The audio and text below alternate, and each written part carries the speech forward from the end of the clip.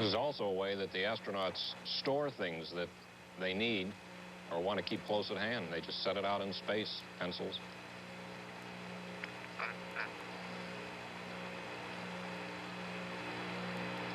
Crew is obviously very relaxed today, well rested. Roger, is there any sort of air currents there affecting it you can feel? Yeah, it's blowing a little bit. Not out here, really. That's an effect we discovered a long time ago. If you watch it long enough, it'll go up. It's really hard to stabilize something so it won't move. Roger, I remember that from Gemini 10. We discovered a Cernan effect up here, but we can't find which way is up. Gene, could you move the camera around slightly? We've got a very bright spot coming in the window. We want to make sure that you don't burn the target with the F2, F28 f-stop. What they were referring to just a moment ago is the Cernan effect. You'll recall back in the Gemini missions that when hatches were open, things tended to float out, particularly film that they were hoping to bring back to Earth. For some reason or other, even though there is zero gravity, no up, no down, it's really looking good now. Objects still tend to float up. Now we got 3 objects going. What a picture. This is a real testimonial to prove you were there in case there are any doubters. People want to know what kind of men go to the moon. There's a good look at one right there. Could you believe it? Some people still don't.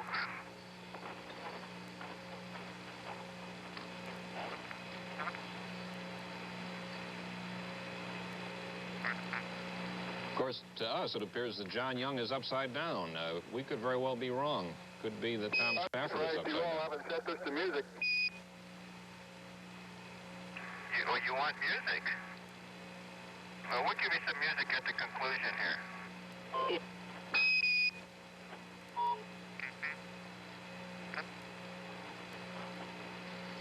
Okay, we'll take you back outside now. Roger. But remember that after Apollo 8, the Christmas time flight to the moon, Frank Borman said that this was really the most relaxing time of the mission. Once the decision has been made to commit to the moon, the astronauts know that it's out of their hands for a while. They're going on a long trip, and there's nothing they can do about it. Roger, we're standing by.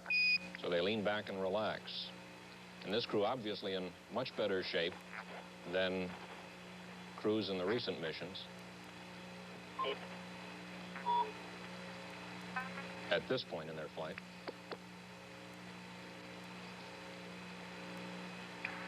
Here it comes. They're carrying a small tape recorder on board. This is just so that you guys don't get too excited about the TV and forget what your job is down there. We're ready for what we're about to receive. Let me play among the stars. Let me see what spring is like on Jupiter and Mars. In other words, hold my hand. In other words, baby, kiss me. We don't mean it all.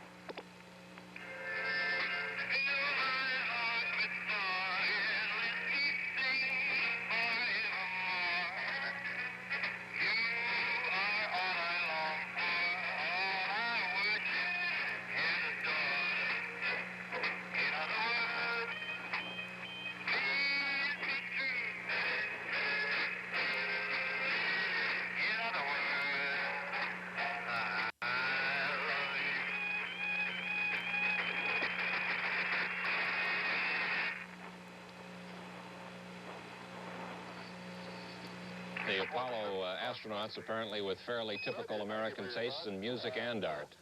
With this view of the Earth, looks like the United States, the landmass of the U.S. is showing up better now than it was a few minutes ago. Right, Bruce, you can really see the, looks like the New England states are kind of clobbered in there.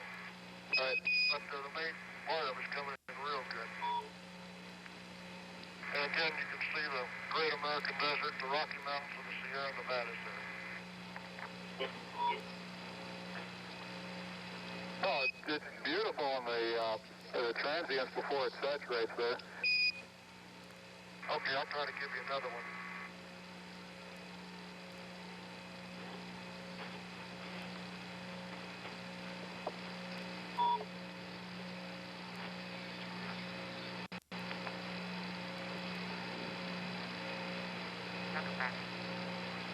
Mentioned a moment ago that Borman said this was the most relaxing part of the flight. On the other hand, if Borman was relaxed, one of the others in his spacecraft, Bill Anders, admitted he found the flight out a bit of a drag. You've got to be fast to catch him.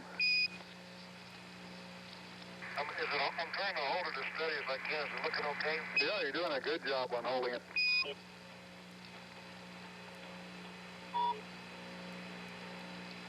That is a superimposition of the Earth that we are adding to perhaps help you figure out just where you are on that map.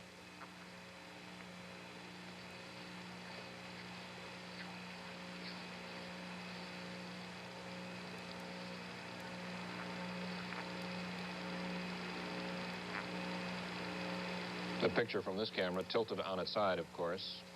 North America to your right and South America to the left, more or less. You can see night beginning to fall there at the bottom of your screen, moving towards the top. I have a couple little bumps and ragged edges. That's coming through down in the black and white. Yes, it is.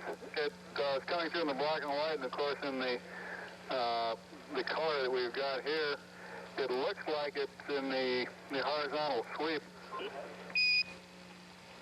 Yeah, I noticed that when we first turned it on, it didn't have that, and it really slowly started to saturate. Right, we saw those little bumps yesterday also.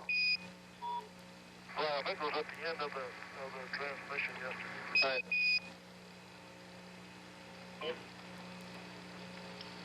Okay, we'll go ahead and terminate the TV pass here. I just wanted to play a little music for you so we have something up here when it gets lonely during the BTC mode.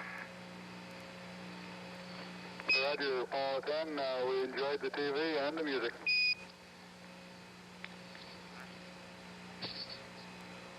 We'll be talking to you tomorrow. Adios. Roger, I hope you'll be talking to us before tomorrow.